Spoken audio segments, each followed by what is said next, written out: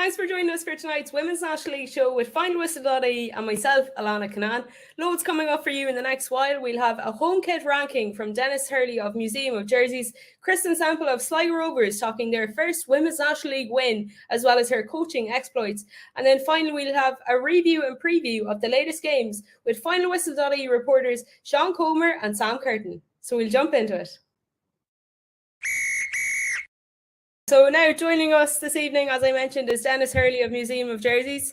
And you're jumping in right at the deep end here, Denis, right into the controversy. Well, I'll give my opinions anyway. I don't know how controversial they might be. They won't be contrarian for the sake of it, Alanna. Brilliant. So first off, a little intro to yourself. I think, where did you're of Museum of Jersies, as I mentioned. Where did the idea come from for that and the Football Kit podcast too? It's been a long kind of winding journey. Like I've been following football since 1990 really, and I've had an interest in kits since the very start. And then like when the internet began to become more popular in the late 90s, I was a teenager and I came across various websites, and there's an English one called Historical Football Kits. And it basically gives the kit histories of all the English clubs. And when as I kind of began to experiment with my own illustrations and stuff, very crude things on Microsoft Paint, I started a website called Pride in the Jersey, which is a GAA version of that, but it's kind of half dormant at the moment.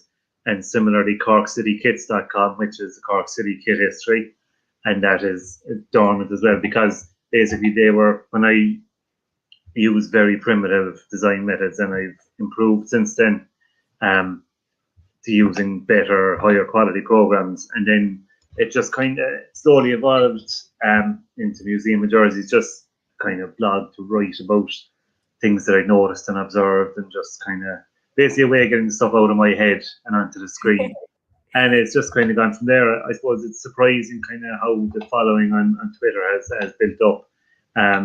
I'd like to be able to give more time to it, but I have a day job as a journalist for the Echo in Cork, so that tends to kind of take most of my time. But it's a nice way of unwinding and relaxing at the end of the day. Yeah, and over 26,000 followers on Twitter at that. To say there's a bit of a if only I could charge them a subscription. To say it's a bit of a social media following is a bit of a underestimation, I think, on your part. But yeah, you mentioned there the few links with CORK. You've links with the League of Ireland too. Like I'm a part owner of Forest in Cork City, and I've been going to City games since the very start. My father took me to an FAI Cup game in 1990 against Shamrock Rovers, so there have been ups and downs in the 3 decades since, as tends to be the way with Cork football. But yeah, you know, it's a kind of cycle of boom and bust, and at the moment it's how should we say, rebuilding. So you know, hopefully things will improve now over the next couple of years for City, men and women, because I think definitely this season, the way the Premier Division, First Division split is geographically, it's very kind of jarring. So that needs redressing, I think. So to start off, we're going to go through the kits alphabetically first, and just, as you said, give thoughts and opinions, Denis. Starting with ATHLONE then at that rate, and without giving too much away, what is it that you like, or kind of were thinking about on this one? I like the kind of the splashes of white on the neck and the cuffs. I think it just kind of lifts it a bit. And I know ATHLONE haven't always had that, but I think blue and black on their own can look very good, but it can look a bit drab as well if it's done wrong. Like, you only have to look into Milan's kits over the last decade and a half to see some of the shockers Nike have given them. So I just like the simplicity of it, and then with the splash of white, just to kind of add something to it. Yeah, definitely. And then on to, I suppose, Bohemians in at the B and the infamous black and red. What did you think about this one? Like, I don't mind it in terms of the the way they've gone, like the idea, it's a good idea. Like it's quite, the design is kind of copying the one Belgium had at the last World Cup with the kind of the Argyle pattern. But the back of it is totally red in, which makes it kind of a bit unbalanced. But at the same time, it's a brave decision to go away from the stripes. Like when it was launched, I saw like a Bohs fan on Twitter said, "Oh, why are we going away from the stripes?" And another Bohs fan said, "We've had stripes for about 40 years out of 100 and whatever." Like it's just because they've had it so much recently, people think it's the only way to go with Bohs. But if you look through their history, they've had lots of different styles. So a good idea, but maybe not executed as well as it could have been. And of course, as well, they have the infamous away kit now, the Marley one. But we'll maybe talk about that another day. On to your own Cork City in there at the C in number 3. I suppose in terms of full disclosure, I helped play a small part in the design of this, so I'm obviously going to be biased towards it. It's nice, definitely, and City fans the last few years have been kind of wanting to make sure that the 3 club colours, green, white, and red, have been included in it, and this does that. It's a plain, simple, inoffensive design, and it's nicely balanced in terms of the 3 colours. And I suppose it kind of follows a trend in that there as well. The stripes at the top of the sleeve seems to be kind of very in fashion, as they say at the minute. Oh, absolutely, yeah. It's the way Adidas. I've gone with nearly all the kits at the moment, so it's almost a little bit too ubiquitous, but it's definitely a smart way of presenting. DLR Waves kit, then they've went for a bit of a wave in the name at the back. What did you think of that one? I don't dislike it. I really like the shade of blue, but I think the highlighter yellow then is trim.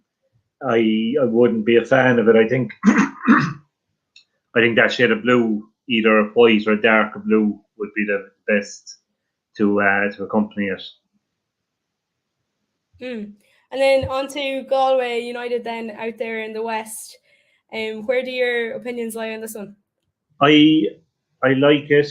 I like it because obviously it's it's good, strong maroon color, and I like then the kind of the way it fades from that into the black and the black shorts. I'd probably be docking a couple of marks for the sponsor maybe. It's a bit too kind of in your face, but overall it's very well done. And then next up, PEAMOUNT United, the classic green. Yeah, again, I like that. I suppose I'd be like the Galway one. I'd be positively disposed towards the ones that aren't, linked to a men's team, and that it would just be a copy of the men's ones. Maybe you could have a bit more black on the shirt just to tie in with the shorts and socks. Otherwise, though, it's hard to fault it in terms of just not doing anything outlandish, but kind of not doing anything stupid either. Yeah, sticking to what they know best. Then Shelburne reigning champions in the Women's National League, but yet to be seen where they stand in your rankings. I wouldn't be a massive fan of the Shells one. It's I don't know what it is. And Shells have had some very good Umbro kits over the last couple of years. But it's just there's a bit too much going on with this one. I think it's like there was a few different ideas thrown around at the design meeting, and rather than agreeing on one, they decided to go with all of them. As a culmination of all outputs of ideas. Then we have new to league fresh in people's minds in the Women's National League, but the same as the men's kit, as you mentioned, Sligo. Sligo, yeah, like, I suppose in the one sense, you might be looking at Sligo and Shells and going, there's not a lot different here, but I suppose it just goes to show how two kits that look kind of similar, in terms of broad strokes, can kind of be quite different. I like the simplicity of the pinstripes, and then just the subtle use of the white with the neck and the side panels. It they add to it without overpowering it. And getting towards the end of the alphabetical list, then Treaty United's kit.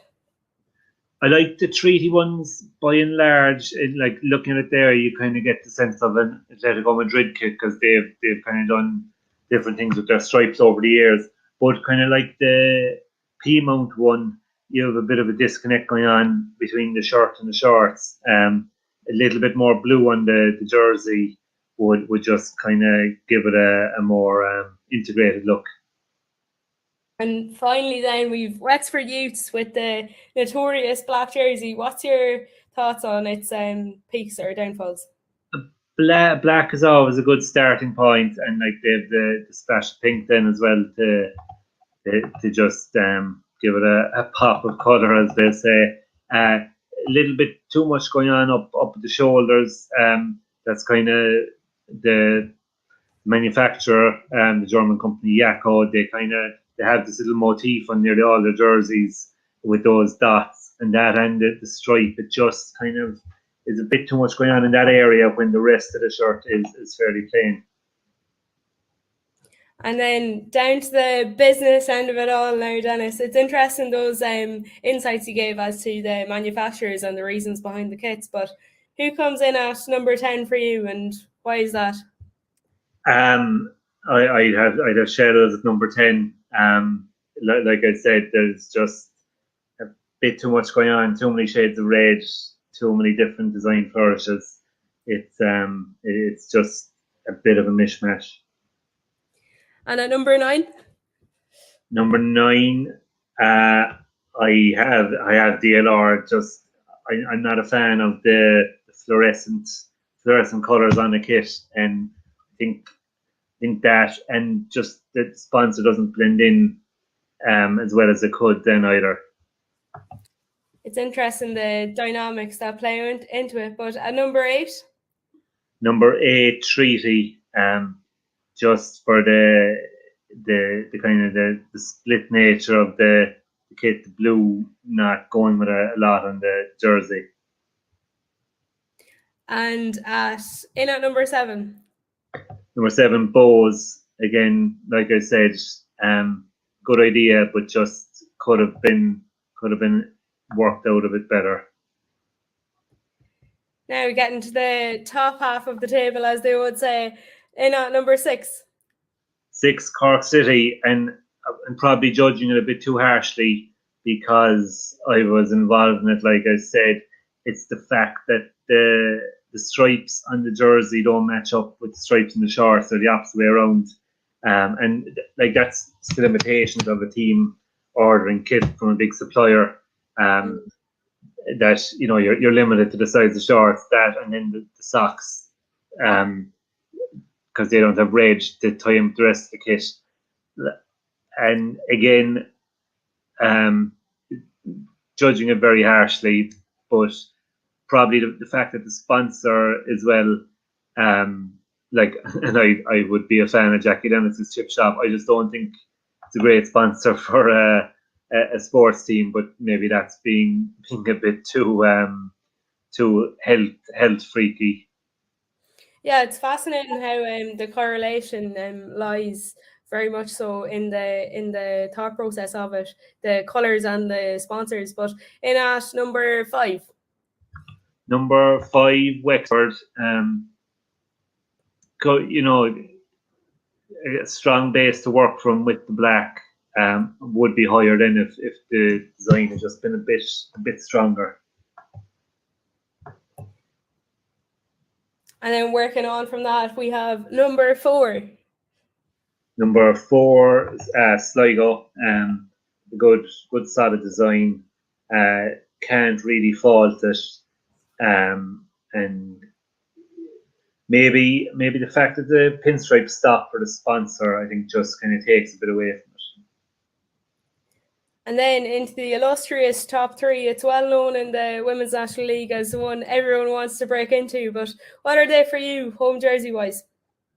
3, I have PEAMOUNT. The green, white, and black are a good color mix. And like there is a bit of black on the jersey to start to fade into the shorts. Just could be a bit better integrated, like in terms of having green and white trim on the shorts and socks, and a bit more black on the jersey. But it's fairly well done overall. And then at number 2, Galway, and I might even have had them top, but like I said, the sponsor takes away from it. Just the red and white of the Plaza Group just jars with the maroon and black, because otherwise it's a very nice design and good colours. And finally, the only one remaining, but your top home kit in the Women's National League for 2022. ATHLONE Town. Just good colours, well executed. Hasn't tried to be too ambitious, but I think it's all the better for that.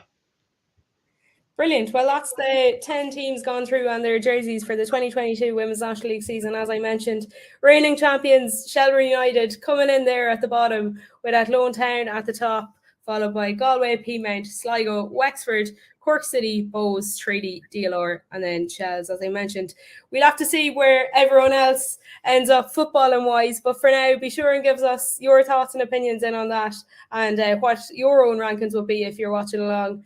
But for now, though, thanks a million for coming on, Denis, and hopefully we'll speak again soon. Thanks a lot, Alanna.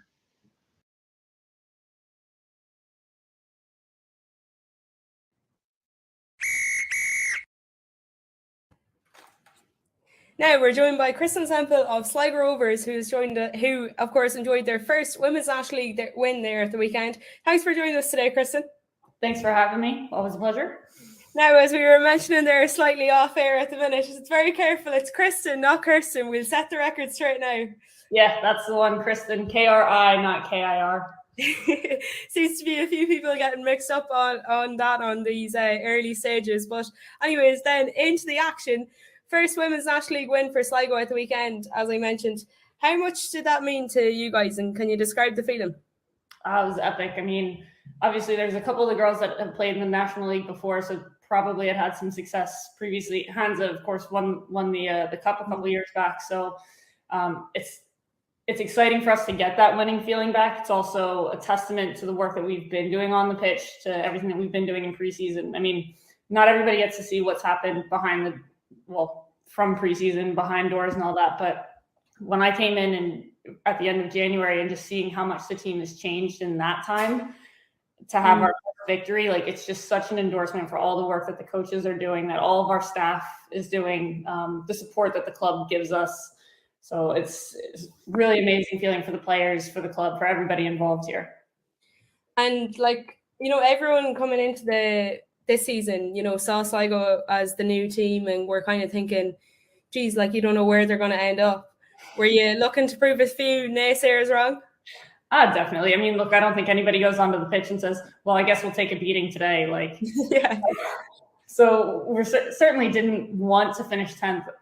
Even when they asked me if I'd play, I didn't think that we'd finish 10th. I knew the quality of the coaching staff that we had, the quality of the players that we were signing. I was like, I don't think we're going to be finishing dead last. I don't know where we'll finish, but we're just taking it game by game and we can, even if it's an individual battle.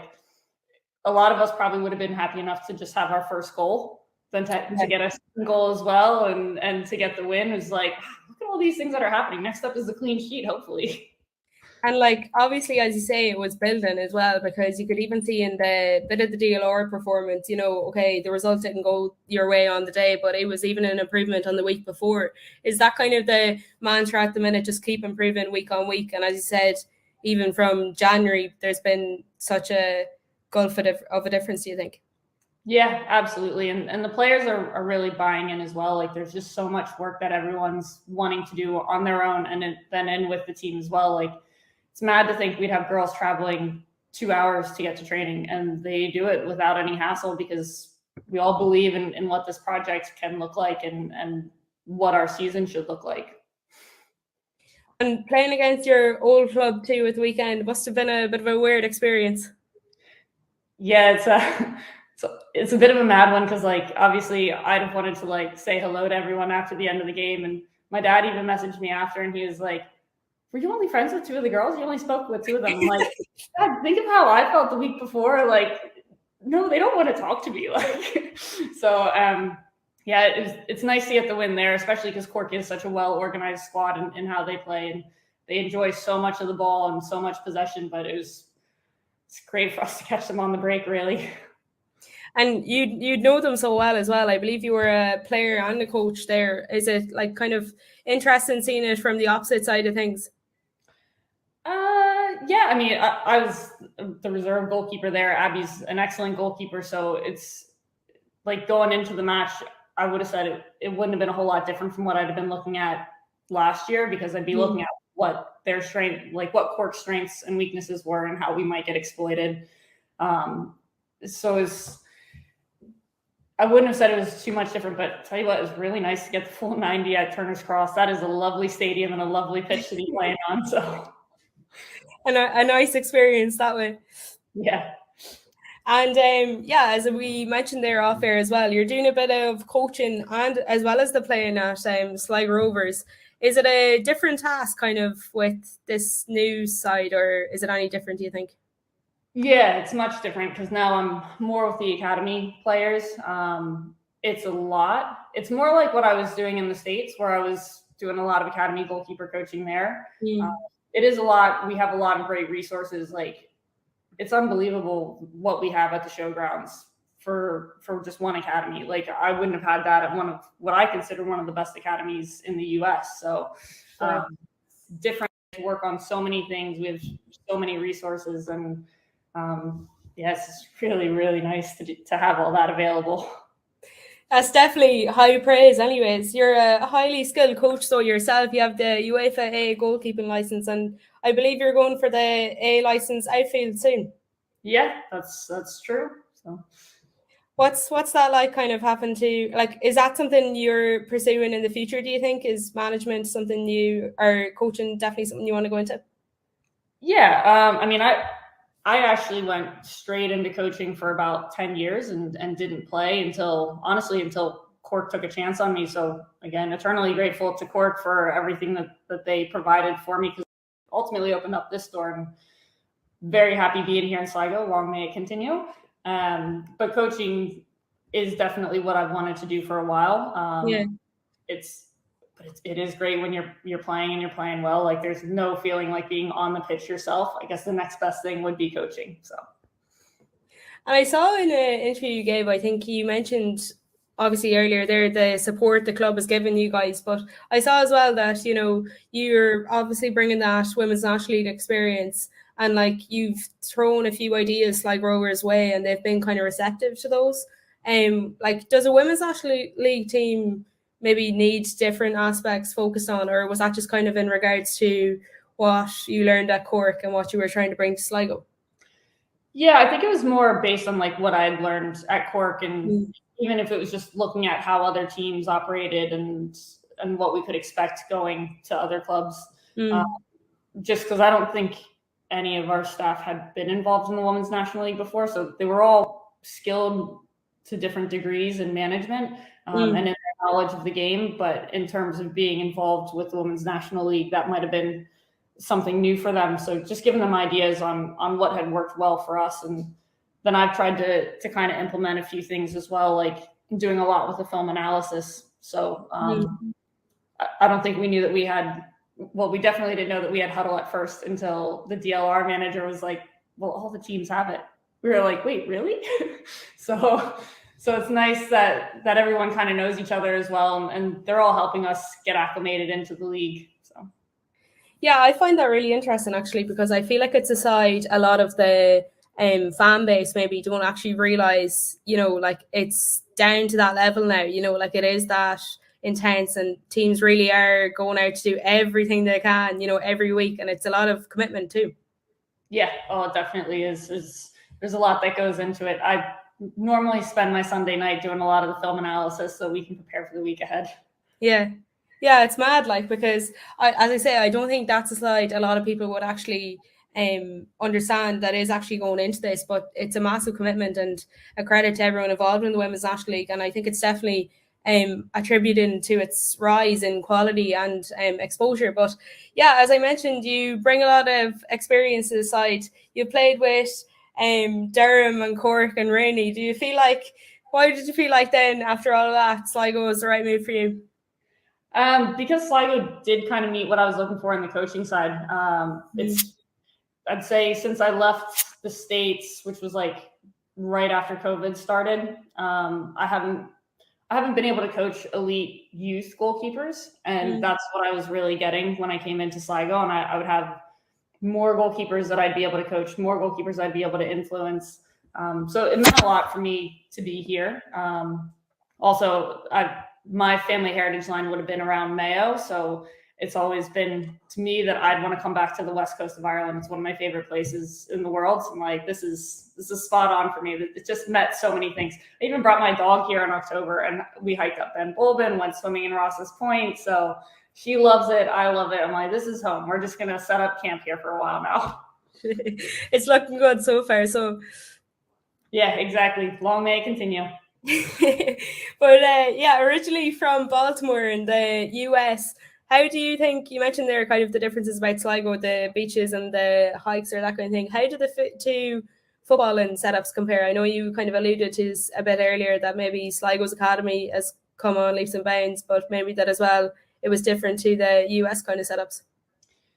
Yeah, definitely different. I'd say, I think we have more resources here. I think Sligo as a club does an excellent job of trying to provide as many resources to all the players as possible. Just the different tools that we have available at our training grounds are outstanding, where we wouldn't really have all that at my club in the States, which I love that my club in the States, but we also had more facilities as well. So for example, the showgrounds have the one 3G or 4G pitch. At my club in Baltimore, we have five turf pitches and 2 Bermuda grass pitches, and then 2 really crappy grass pitches. So we'd be on the pitch 3 or 4 times a week. And then we probably travel about the same amount, but we're playing against a lot of really quality players, which is the same here. But I guess because we have such a high population in America,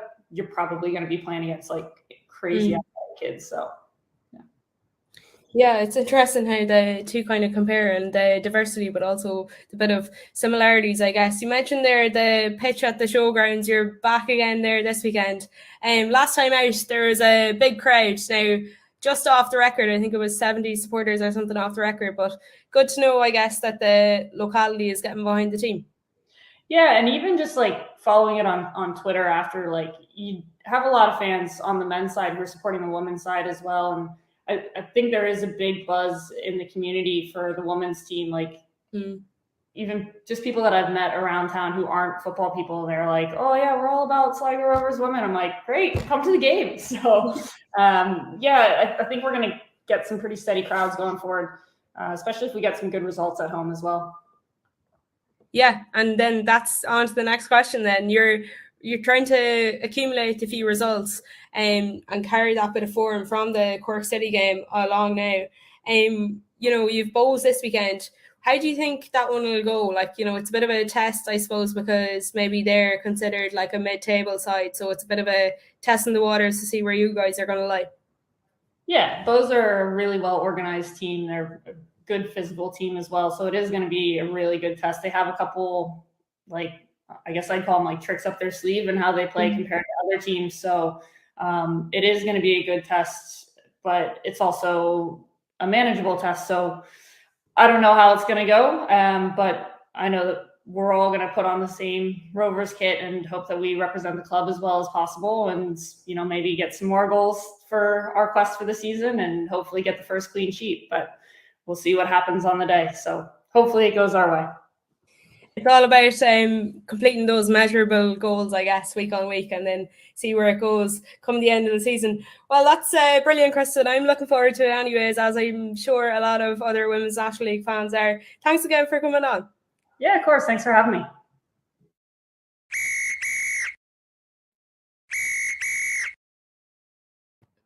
So now we look to a roundup of the games over last weekend and what's to come this weekend. But first, we'll turn to Pease Treaty, where PEAMOUNT ran out 5-1 winners. It was a dominant performance from the PEAMOUNT United side, managed, of course, by James O'Callaghan. Our reporter, Paul Regan, caught up with him after that game.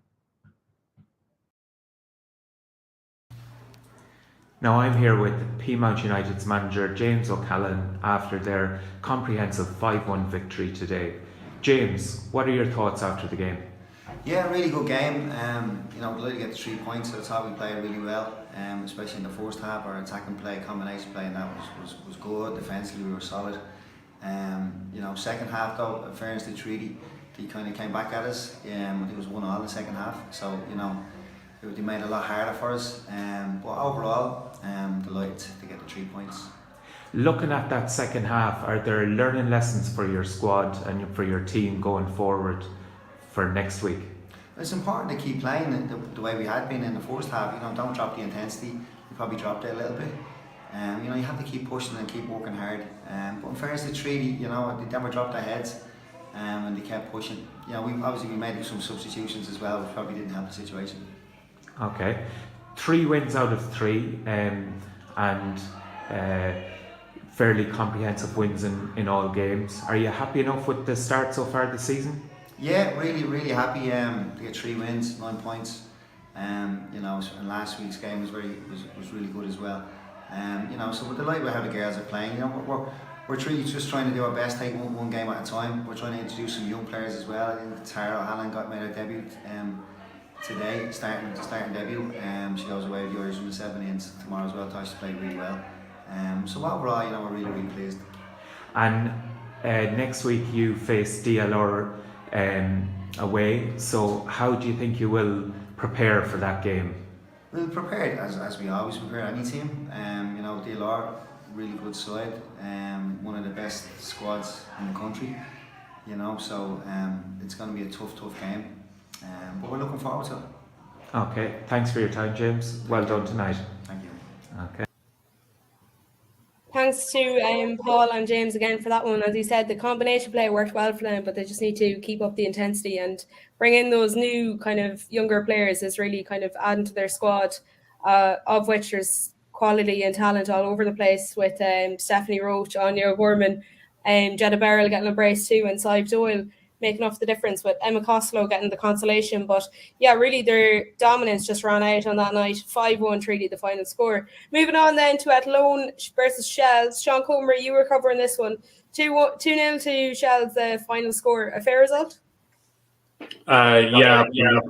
They Shelburne didn't hammer ATHLONE, I think. They weren't peppering them with chances or anything. And for the first few minutes of both halves, there wasn't a lot to talk about, but eventually as it went on, you could see Shells were the side with the more quality. They kind of wore ATHLONE down in both halves. They kind of sent a firing shot 5 minutes before they scored in the first half. Jessica Stapleton missed a good chance, but then a few minutes later, Noel Murray got the tap in.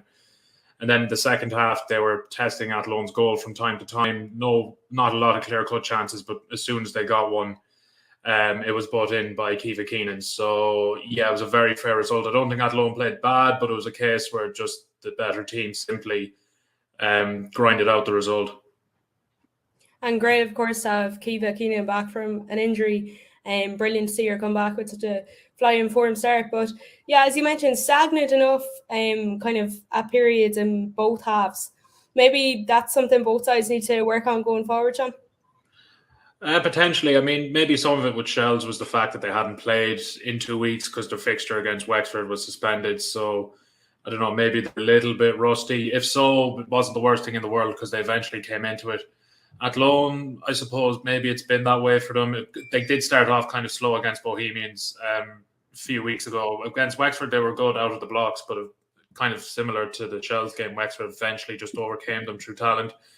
So, yeah, I suppose maybe if there's anything for ATHLONE to work on, it might be trying to get an early goal in a half.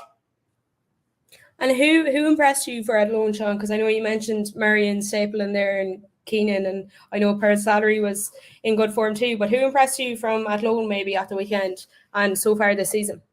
I think so. For the first 2 weeks of the season, kind of the talk about ATHLONE has been a lot of their attackers: Dana Sheriff, Emily Corbett, Gillian Keenan, Roisin Malloy, all look good. I thought actually Chloe Mustaki, the left back for Shells, dealt with Malloy very well. On Saturday, I think there was one incident early on where Malloy really skinned by her, but as it went on, Mustaki started to get the better of that, and Malloy didn't get as much joy. I suppose the two ATHLONE players for me were more defensive players that impressed. I think Laurie Ryan had a good game in midfield, and I think Jessica Hennessy looks good at centre back so far. So if I had to, I suppose if I had to pick two, it would be those two. Just to name a few, but on from that then, Jess Sue is of course leaving Shelburne in the summer to go to West Ham. She's such a talent and has showcased it a lot throughout the years, but did you think that was kind of noticeable there at the weekend? Was she playing with a bit of a weight off her shoulders? Yeah, 100%. I think she was getting a lot of joy down the right-hand side. I think most of the chances for Shells were coming through her. She assisted the first goal. She had a part to play in the second. And she was, I think if I had to pick a player of the match, it probably would have been her. She just stood out, I think. And it's hard to stand out in that Shells team, but I think she really did. And from one bright star then from another, thanks, Sean, we'll move on to Bohs Wexford. That took place at Dalymount. It was 3-0 Wexford, the final score. And I think, more than James was mentioning earlier, they had quite a few debuts or starting debuts, and Cleena Donnelly, Becky Watkins and Grace Fitzpatrick Ryan. So Ella Malloy there was brilliant for them too, getting that long range strike, which we're so often see her do now in the Women's National League.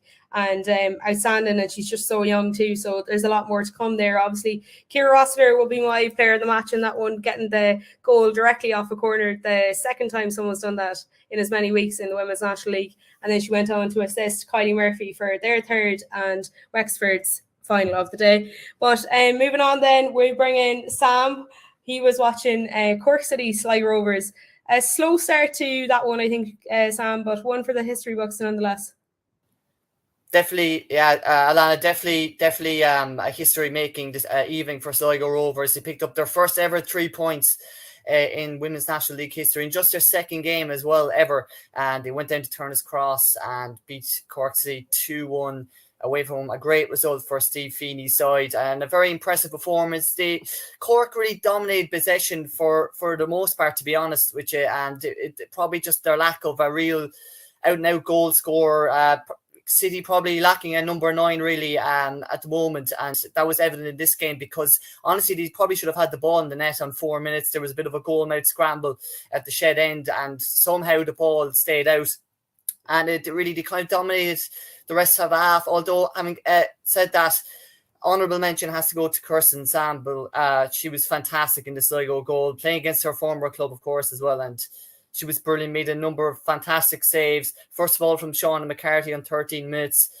Eva Cronin fed her, and so she ran through on goal, and somehow Sample got her fist on it. And yeah, 0-0 at the break then. But it all changed really in the second half, because then as Sligo, they took the lead, really a goal out of nothing, really, to be honest with you, because on 62 minutes, Gemma McGuinness had more or less a pot shot, to be honest, from about just outside the 18-yard box, hit off goalkeeper Abby McCarthy, then off the post and rolled into the back of the net. And that really was a bit of a sucker punch really for the hosts. And you could see that their confidence kind of just went down. The body language wasn't great for a few minutes, and Sligo took advantage of that because it got even better for them just a couple of minutes later. This time, Emma Doherty coming on as a sub, and she put them 2-0 ahead. A real out-and-out counter-attacking goal. And she got in behind the Cork C defence and got that second goal, and that really was probably the killer blow. Although City, to be fair to them, got back into it just a few minutes later on. 73 minutes, substitute Nadine Seward took advantage of some poor Sligo defending, a real poacher's goal to get them back in it. But tries they might, they huffed and puffed till the end, but Sligo held out for a very, very famous victory, and in just their second game, a fantastic result for them. And you talk about the body language there of City after the first Sligo goal went in. What was the body language of Sligo? I'm sure it meant a lot to them. I'd say you could see it. Well, look, Alanna, I'm not sure if you saw the Italy-Wales rugby game at the weekend, but it was very much similar to that. And look, in fairness, that's what it's all about, isn't it, really? It's a fantastic advertisement for the league. And we've had kind of a history of this happening before. I think I mentioned to you off air before. We've had the likes of Sporting Fingal and Treaty United last season. Okay, but it's been more on the men's side. But coming into the league and doing something or exceeding expectations, I suppose. And that's something that could happen with Sligo this season. Really well coached. And I was very impressed with how they adapted during the game as well. And I suppose to come back to your question, just a fantastic scenes down in Cork, and I wouldn't be surprised if we see more scenes like them, to be honest with you, throughout the season, because they're going to be very, very competitive, and a great crowd down from Sligo as well for the game. Lots of red and white around the Turner's Cross, and of course, as you know yourself, Alanna, being a proud Sligo native, Sligo is a great footballing town. And 949, I believe, at the sports or at the showgrounds for the opening home game as well. So it just shows you there's a great appetite for women's football in Sligo, and I think we'll see that in games to come. Yeah, and we'll touch on that again now in a minute. Thanks for that, Sam. We'll come back to you now in a second. Galway DLR 1-1 was another result on Saturday.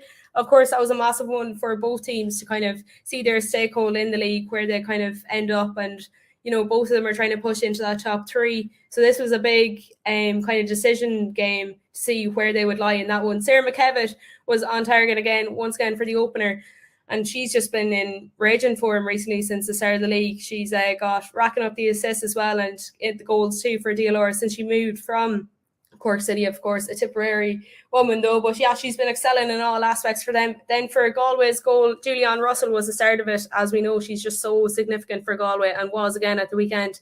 Herself and Lindsay McKee worked well in tandem to pass it off to Aoife Thompson to notch on the score sheet. So yeah, a share of the spoils for both outfits. Now, probably not the result either would have wanted, but really, if they were to go and challenge for higher up the table, you would think that one of them should be coming out on top there. But yeah, as I said, a share of the spoils for both of them nonetheless. And yeah, now before we look into the games to come in Series 4, we'll just have a quick look at the table now if we can, just to see the standings. So obviously, yeah, PEAMOUNT there at the top, followed closely by DLR Waves. PEAMOUNT with 9 points, DLR on 7. Wexford Youths and Shelbourne both on 6, but obviously both have a game in hand since their game was cancelled a while back at Ferry Carrick. Then you have Galway on 4, Sligo on 3 after their first Women's National League win at the weekend. ATHLONE on a point, followed by Bows, and then we have Cork City and Treaty United yet to pick up a win this season. To touch on that then, to preview this weekend's games, we have Wexford Treaty is one of the ones coming up. We have Wexford playing at home for the first time this year. That's in Ferry Carrick, as their fixture against Shells, as I mentioned, was postponed there a few weeks ago.